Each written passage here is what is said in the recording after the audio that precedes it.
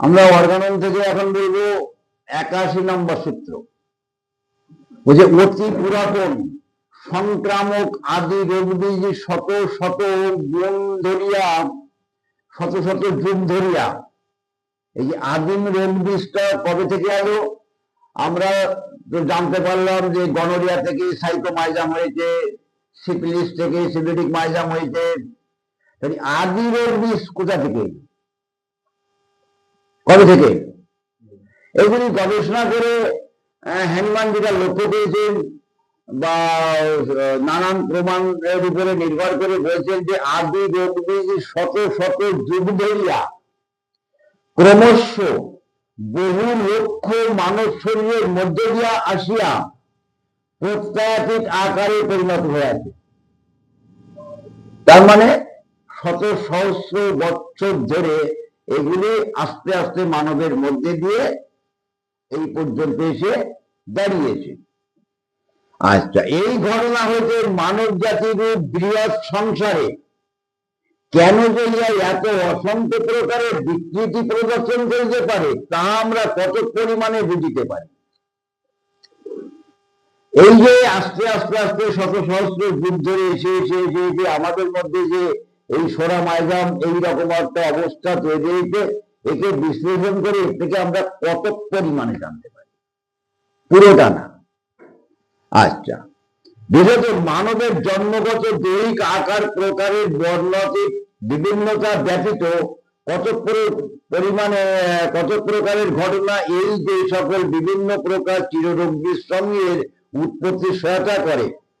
যখন আমরা তাহার ধারণা করি তখন এই আদি রোগ বীজ জর্জরিত এক প্রকার শরীরে এত প্রকার বাহ্যিক আভ্যন্তরিক নিরন্তর অহিতকর শক্তিসমূহ যে বিধান শাস্ত্রে ভিন্ন ভিন্ন নামে সম্পূর্ণ বিভিন্ন বিভিন্ন রোগ বলিয়া বর্ণিত গণনাতীত প্রকারের দোষ ক্ষত বিকলতার যন্ত্রণা উৎপাদন করে, তাতে আমরা আশ্চর্যিত হইতে পারি না।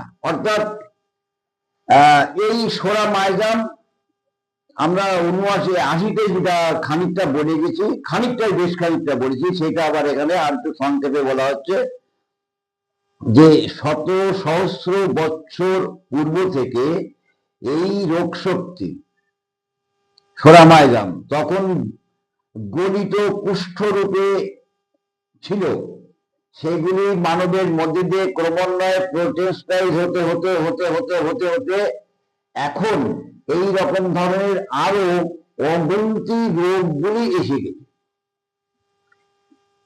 বুঝলে, আজ থেকে যদি তোমরা 2000 বছর পিছিয়ে যাও তাহলে ক্যান্সারের প্রাদুর্ভাব এত ছিল না, এত ডায়াবেটিস, এত টিবি রোগের প্রাদুর্ভাব এত ছিল না। তাহলে এইগুলি যত দিন যাচ্ছে মায়াজমেটিক ভাবে প্রতিষ্ঠাইজ হচ্ছে এবং নতুন নতুন রোগের নামকরণ নিয়ে আমরা আক্রান্ত হচ্ছি। বুঝে গেল? এই সোরা মাইজাম অনন্ত গুণ বেশি শক্তিশালী। এরা চিররোগ বিশ্বমের মূল কারণ। আদি রোগ বীজের গৌণ লক্ষণ সমূহ, একটা মূল লক্ষণ, একটা গৌণ লক্ষণ, মুখ্য লক্ষণ, গৌণ লক্ষণ। এখন গৌণ ভাবে এগুলি সাধারণত আমাদের শরীর মনের মধ্যে দিয়েই প্রকাশ পায়। সোরা কি? সোরা কি আমাদের ফিলোসফিতে দেখানো হচ্ছে সোরা হচ্ছে আমাদের অতৃপ্ত মন। অতৃপ্ত মনের অতৃপ্ততা হচ্ছে সোরার প্রথম সূচনা। বুঝলেন? এই অতৃপ্ততা যখন মনে হয় আমাদের, তখনই আমরা কিন্তু সাধারণত প্রাকৃতিক নিয়ম লঙ্ঘন করি। একটার জায়গায় দুটো বিয়ে করি, একটার জায়গায় তিনটে স্বামী তৈরি করি, অসময় খাই, অখাদ্য খাই, কুখাদ্য খাই, নানান রকমের ভাবে আমাদের মনকে তৃপ্তি বোধ করানোর জন্য আমরা নানান ভাবে প্রকৃতি লঙ্ঘন করি। এই যে অবস্থাটা, এই অবস্থাটাই কিন্তু সোরা আমাদের মন এবং প্রাণ শক্তি এবং আমাদের দেহযন্ত্র কিন্তু সংক্রমিত হলো। এইবার আমাদের দেহকে ইন্দ্রিয় সুখকর চুলকানিগুলি দেখা দেবে। এবং সেগুলি যদি আমরা ডিসিমিলিয়ার পদ্ধতিতে ট্রিটমেন্ট করি, অর্থাৎ মলম মালিশ দিয়ে বা ডিসিমিলিয়ার ওষুধ ইনজেকশন ট্যাবলেট দিয়ে ট্রিটমেন্ট করি, তাহলে সেই দেহটা সরার একটা উর্বর ক্ষেত্রভূমি তৈরি হয়ে যাবে। ওই দেহতে আরো জটিল থেকে জটিলতর রোগগুলি এসে উপস্থিত হবে এবং বাসা বাঁধবে। যার কারণে আমরা লক্ষ্য করতে পারি একটা একদিমা বা একটা দাগ মলম দিয়ে চাপা পড়ার পরে উন্মাদ লক্ষণ আসছে, একটা টিবি লক্ষণ আসছে, তার ডাইজেস্টিভ সিস্টেম গুলি খারাপ হয়ে যেতে, তার নার্ভ সিস্টেম গুলি খারাপ হয়ে যেতে। তাহলে এমন কি হয়েছিল যে পায়ে একটা দাগ ছিল, তাহলে তো মৃত্যুবরণ হতো না, বরং সেটা ডিসিমিলিয়ার পদ্ধতিতে ট্রিটমেন্ট করে মৃত্যুকে তুমি আরো সন্নিকটে নিয়ে আসবে, অর্থাৎ সেই সোরাটাকে আরো শক্তিশালী করে দেওয়া হলো। আর রোগ তার স্থান পরিবর্তন করে এক জায়গা থেকে আর এক জায়গায় পৌঁছে গেল এবং জটিল থেকে জটিল আকার ধারণ করল। আর প্যাথোলজিতে নানান ধরনের যে রোগের কারণ, রোগগুলি দেখানো হয়, তার মূলীভূত কারণ কিন্তু এই সোরা। বুঝা গেল? তাহলে এই যে 81তে এই অতি পুরাতন সংক্রমণ আদি রোগ বীজ, অতি পুরাতন সংক্রমণ আদি রোগ বীজ হচ্ছে সোরা।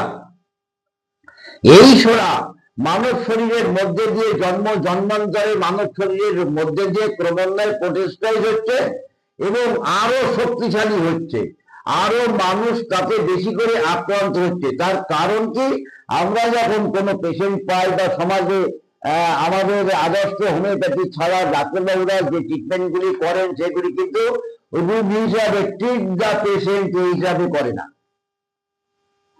দাঁতটা সারতে হবে, গ্রাফাইটিস মলম লাগাও, চুলকানিটা সারতে হবে, সালফার মলম লাগাও, ওই কুস্কিতে দাগ হয়েছে সেলিকল লাগাও, ডেরোবিন লাগাও, গিটি গাটি ব্যথা হয়েছে পেন কিলার খাও, রাত্রে ঘুম হচ্ছে না ঘুমের বড়ি খাও।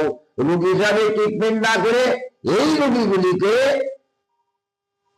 আরো জটিল থেকে জটিল আকার ধারণ করে, অর্থাৎ মাইলাম তার শক্তি আরো বৃদ্ধি করে নেয়, নিয়ে বহিরঙ্গ থেকে অন্তরঙ্গগুলি যখন আক্রমণ করে, আর আক্রমণ করে সে আরো দ্রুত ওই রোগীটাকে এই প্রকৃতির কোল থেকে উঠিয়ে নেয়।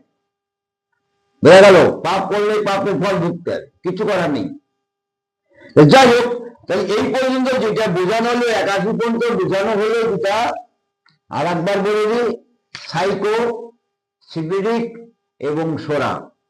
সাইকো হচ্ছে গনোরিয়ার পরিণাম ফল, ছাত্রস্থলে যে অবস্থা তৈরি হয়, আর সিফিলিস মাইলাম হচ্ছে সিফিলিসের যে ক্ষত হয়, সেই ক্ষতগুলি বিষদৃষ্টের মধ্যে ট্রিটমেন্ট হলে যে অবস্থাগুলি আক্রান্ত হয়।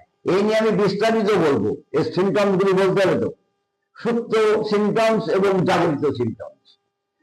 আর সাইকো গনোরিয়া হয়ে গেল, আর সিফিলিস মাইলাম হলো, আর বললাম সোরা, অনন্ত গুণ শক্তি বেশি, আর শত সহস্র আগের থেকে এটা প্রোটেস্টাইজ হতে হতে হতে হতে মানবের মধ্যে অসংখ্য রোগের মূলীভূত কারণ হিসাবে এই সোরা। আর সোরার জন্মকথা হিসাবে পরীক্ষা নিরীক্ষা বা গবেষণার মধ্যে দিয়ে দেখা যায়, মানবের মধ্যে মানব মনের অতৃপ্ততা বোধ, এই অতৃপ্ততা বোধ যখন মনে হয়, তখনই কিন্তু সোরার সূচনা হয়। আর সেই অতৃপ্ততা পূরণ করার জন্য আমরা প্রকৃতির লঙ্ঘন যত করতে থাকি, তত আমরা শরীর মন আক্রান্ত হই এবং আমাদের দেহ মনের যে নন ফাংশন শুরু হয়ে যায়, তার পরিণাম ফল আমাদের চর্মপরি উদ্বেগ তৈরি হয়, ইন্দ্রিয় সুখকর চুলকানি। সেই চুলকানিগুলি সোরা নয়, এগুলি সোরার মূল, সোরার ফল মাত্র। এই বলতে বোঝা গেল। আর এছাড়া যে নানান ধরনের প্যাথোলজি রোগগুলির নামকরণ করা হয়েছে, এর পেছনে মূল কারণ কিন্তু সোরা।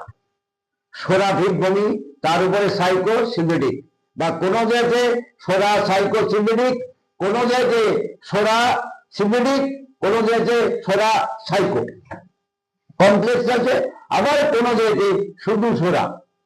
যেখানে সোরার লক্ষণ প্রকাশ আছে, অন্য কোনো লক্ষণ নেই, আমরা ধরে নিতে পারি সোরা, কিন্তু যেখানে সাইকো আছে সেখানে জানতে হবে যে সাইকোর তলদেশে সোরা আছে। যেখানে সিভিলিস মাইজামের অস্তিত্ব আছে ভালো প্রকাশিত, সেখানেও ধরে নিতে হবে তলদেশে সোরা আছে। তাই থাকে পর্যন্ত।